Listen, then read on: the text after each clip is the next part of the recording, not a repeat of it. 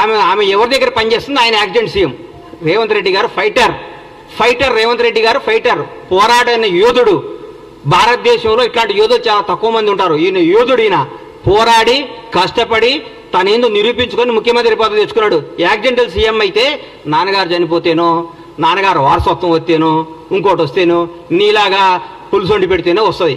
నువ్వు పులుసు వండి పెట్టావు కాబట్టి నువ్వు పులుసు పాపవు. నువ్వు వదిలే. నువ్వు రేపో మాపో మాజీ అవుతావు. ఆ మాజీ ఈ మాజీ కలిసి పెట్టి ఇక్కడ వచ్చి జబర్దస్త్ ప్రోగ్రామ్ చేసుకుంటా, పగల జబర్దస్త్ షూటింగు, నైట్ పూట ఏమో మాజీలు కలిసి తాజాగా కేజీలు తెచ్చుకొని పులుసు వండుకొని పెట్టుకోను. అంతేగాని మా ముఖ్యమంత్రి అనే స్థాయి నీది కాదమ్మా తల్లి. నువ్వు నీ స్థాయి కాదు. నువ్వు ఐటెం రానివి. నువ్వు ఐటెంలానే ఉండు.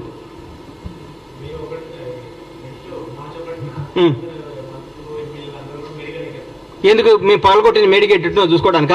మేము దోసుకున్న మేడిగేట్ ఎట్లా ఉందో చూసుకోవడానిక? మేము బీటీలు బారిపోయిన మేడిగడ్డను చూసుకోవడానిక? అన్యాయం చేసిన కాళేశ్వరం చూసుకోవడానిక? అక్రమాలు చేసిన కాళేశ్వరంలో ఏమేమి తప్పులు ఎట్లొస్తాయో దీనికి ఎట్లా ఆన్సర్ ఇవ్వాలని వాళ్ళ ఎమ్మెల్యేలని వాళ్ళందరినీ తీసుకొని చూపించడానిక? పగిలిపోయింది కదా? పగిలిపోయిందా? మేము పగలగొట్టామా?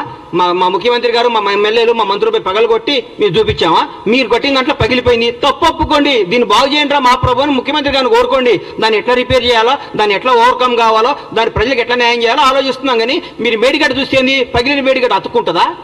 ఎట్లా? ఎందుకు? చూడండి, తప్పేముంది? మొన్నే రమ్మన్నారుగా ముఖ్యమంత్రి గారు మిమ్మల్ని అందరినీ ప్రతి ఒక్కరిని ఆహ్వానించారు కదా. ఆ రోజు తప్పించుకొని ఈ రోజు వస్తా అంటే మీరు ఎప్పుడైనా రండి. ఎవరిని? సీఎం గారు రాష్ట్రానికి ముఖ్యమంత్రి. బీఆర్ఎస్ పార్టీలో ఆయన ఎంప్లాయ్ కాదు. బీఆర్ఎస్ వాళ్ళు ఈయన చెప్పినప్పుడు వాళ్ళు రావాలి. చెప్పండి, రోజు ముఖ్యమంత్రి గారు టైం తీసుకోండి. ముఖ్యమంత్రి గారు వాళ్ళు తీసుకుని పోతారు. మళ్ళా చూపిస్తారు. మా ప్రజాప్రతినిధులు అందరూ మా ముఖ్యమంత్రి గారి నేతృత్వంలో అందరినీ తీసుకుని పోతారు. మీరు టైం చెప్పేందుకు రారు. మార్చి 1వ తారీఖు పని ఉందని చెప్తాం కాదు కదా. ఒకరోజు టైం పెట్టుకోండి.